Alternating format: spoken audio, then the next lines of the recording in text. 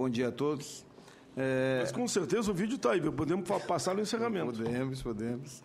É uma grande alegria novamente estar aqui, senador.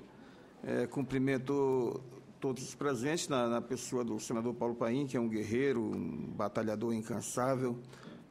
Uma audiência 9 horas da segunda-feira é prova da grande batalha, né?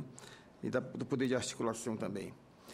Ficar por último é bom que eu já incorporo tudo que foi dito aqui. A Ana Matra subscreve qualquer documento, o do Ministério Público e de qualquer entidade. É importante que hoje à tarde já esteja realmente pronto esse documento para que possamos levar adiante. A Ana Matra tem uma crítica já desde a origem no PPE. Acho que todos sabem aqui.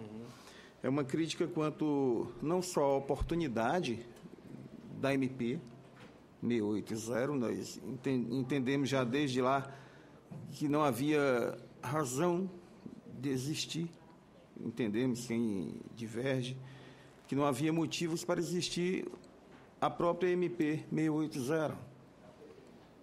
E não havia por quê? Não havia porque exatamente a Constituição estabeleceu um parâmetro, uma possibilidade de negociar, muito restrita. Não estamos entendendo como o deputado Daniel Vilela, ao contrário. Mas se havia uma possibilidade de negociar que era muito restrita e então legitimava o diálogo sindical e não havia porquê. Viu o Estado, e aí já se falou hoje aqui, o companheiro falou que é o próprio governo que está legitimando essa possibilidade, que havia uma possibilidade, então, de diálogo direto entre empregados e empregadores, entre as duas entidades, para dialogar, então, sobre a possibilidade de redução de jornada ou de jornada apenas e não rebaixamento de salário. O senador Paulo Paim foi constituinte à época como deputado e entende exatamente qual é esta possibilidade, de caráter absolutamente restritivo. E lá o constituinte falou também outra coisa. O Estado não deve intervir no diálogo sindical. Não deve intervir e há um caráter também restritivo naquele limite lá do debate salarial. E a Constituição, então, ela tem que ser muito bem entendida e interpretada. Tem uma questão também que é conjuntural. Vamos olhar para a realidade aí da nova república. Taxa de desemprego. Nós andamos aí pelo governo Fernando Henrique lá em 2002. Mas não vamos ficar neste fla-flu, não. Governo Lula, 2006. Os dois tiveram aí 13%, 12%, 10% em algum limite. Não houve nenhuma medida estatal, não houve uma MP tratando de algo semelhante ao PPE. Pelo que tenho memória, e aí me socorro aqui dos sindicalistas, das centrais, não houve uma avalanche também de acordo coletivo, porque a Constituição já autorizava. Não houve uma avalanche de acordos coletivos tratando de redução de jornada e redução proporcional de salários. Mas, bem, com a MP 680, é o próprio Estado que patrocina a propaganda de uma crise que, francamente, eu pergunto, ela é real? Nós estamos hoje com 7,8 pontos de desemprego.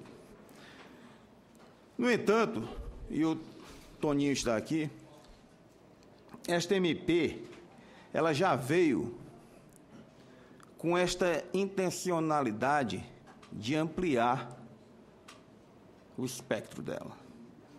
Ela não veio para ficar como estava. Antes mesmo de publicar, já se sabia que segmentos como a CNI pretendiam ampliar o leque.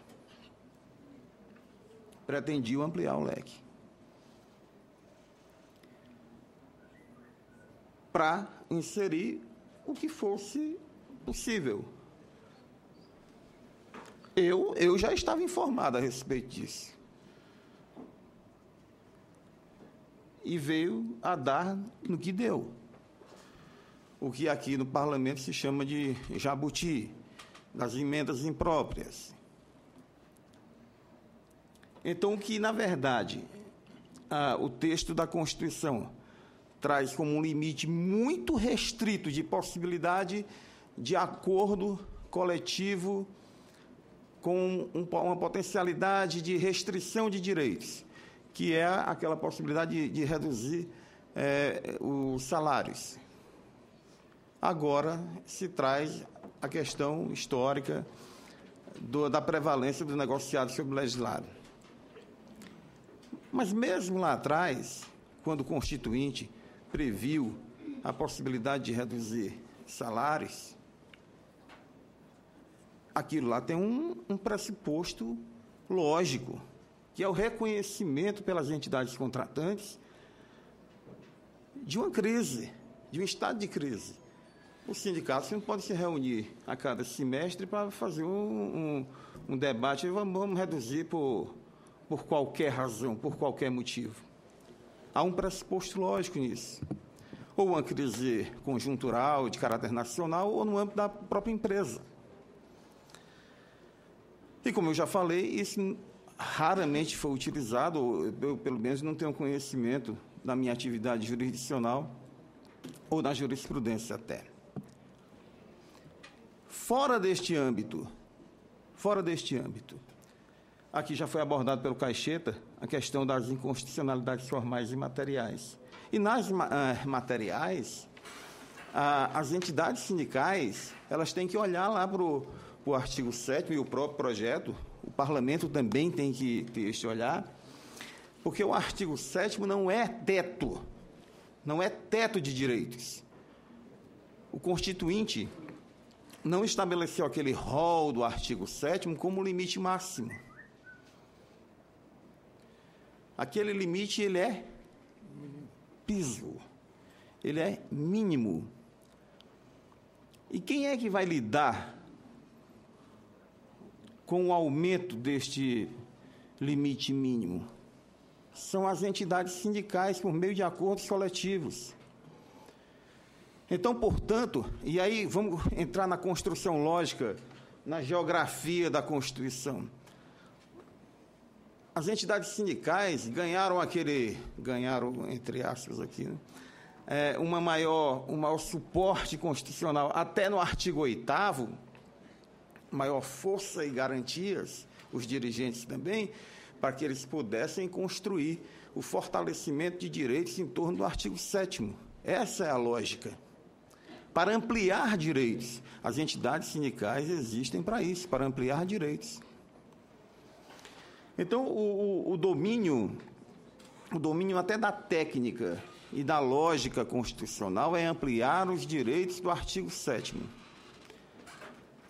Mas aí alguns dizem, o artigo 7º também diz que tem que reconhecer convenção e acordo coletivo. Está lá, isoladamente. Mas não é qualquer acordo e convenção coletiva. Não é o acordo e a convenção coletiva que destrua, que desconstrua o que está posto na lei. É aquele que você vai lá no artigo 114 e que lhe determina respeitar as normas anteriores, o acordo coletivo anterior e as regras mínimas legais de proteção ao trabalho. Então, este enfrentamento sistemático da Constituição, lógico e sistemático, lhe encaminha para entender que o direito do trabalho ele tem que ser visto, e a interpretação dele, progressivamente,